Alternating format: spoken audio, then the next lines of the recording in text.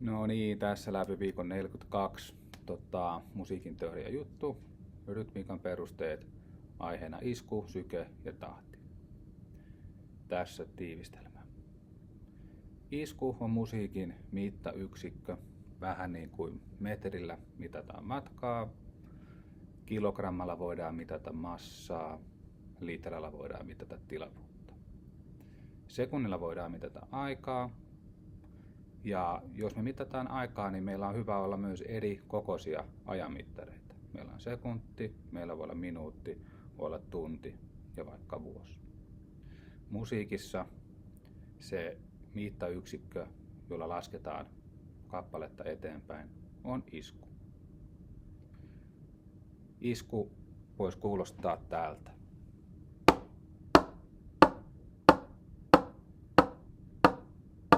Siinä oli peräkkäisiä iskuja.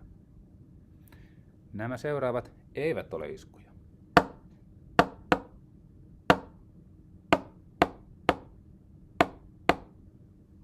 Syy on siinä, että peräkkäiset iskut ovat yhtä pitkän ajan päässä toisistaan. Jos mä vaikka piirtäisin näitä iskuja, niin se voisi näyttää täältä. Ne.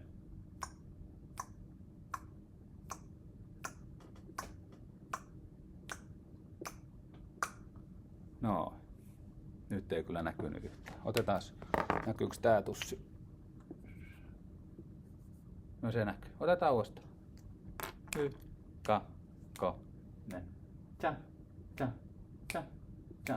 Näin meille tulee tänne viivoja Näin meille tulee viivoja tasaisilla välimatkoilla. Ja nää nyt vois kuvastaa niitä iskuja. Hyvä. Peräkkäiset iskut muodostaa sykkeen. Semmoinen on ihmisen sisällä toivottavasti.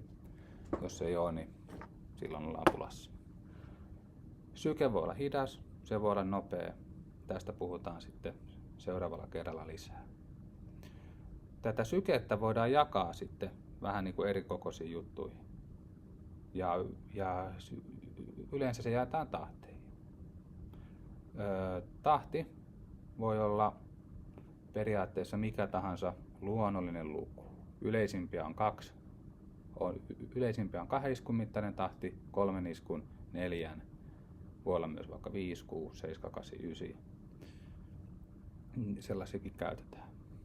Ja mitä se sitten meinaa? No täällä meillä on näitä iskuja. Otetaan tästä joku. Kokeillaan tällä tussilla. Jos meillä otetaan vaikka tehdään tähän tämmönen boing ääni aina tohon noin. Tähän tulisi boing ääni. Tohon tulee boing ääni. Niin näin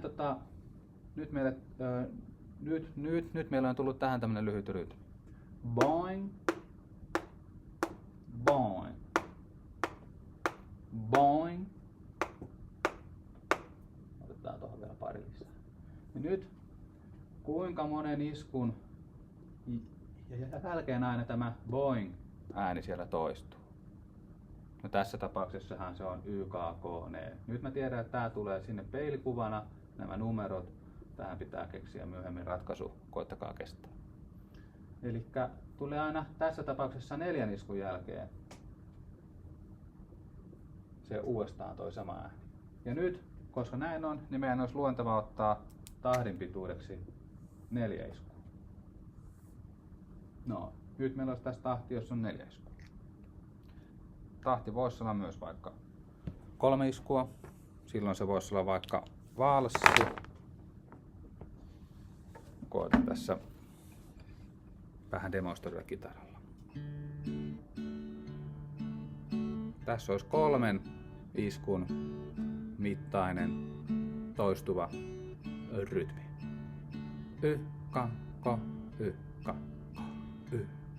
Ko. Jos me tehtäisiin 4 iskun mittainen, voisi kuulostaa täältä.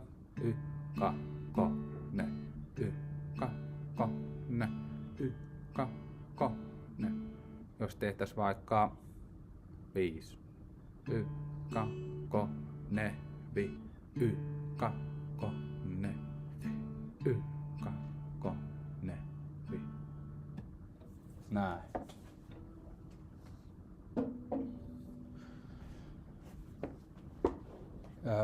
Mitäs multa vielä puuttuu tässä? Ehkä nyt se, että nämä viivat on tahtiviivoja. Niitä löytyy myös nuoteista. Ja tämä alue, mikä jää kahden tahtiviivan väliin, niin sitä kutsutaan tahdiksi. Ja tahdissa on aina tosiaan tietty määrä niitä iskuja. Ja se voidaan ihan päättää. Ei ole lakeja, on vain yleisiä käytäntöjä. Meidän musiikissa, länsimaisessa musiikissa 2, 3 ja 4 on yleisimmät. Vaikkapa jos menee tuonne Balkanin alueelle, lähellä Kreikkaa, Adrian meren rannalle, niin siellä vaikka 5 ja 7 on yleisiä tahdin iskujen määriä. Voisi olla myös muuta. Sellaista.